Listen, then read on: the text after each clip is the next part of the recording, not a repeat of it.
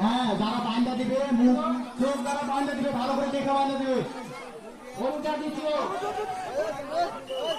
এখানে যারা অংশগ্রহণ করবে সবাই চাচি, খালা, আপা, ভাবি,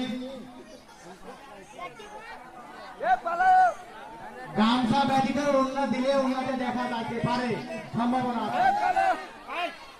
গামছা ব্যতীত অন্য কিছু দিয়ে বাঁধলে এখানে দিচ্ছেন তাতে চলে আসে সব তিন গুণী।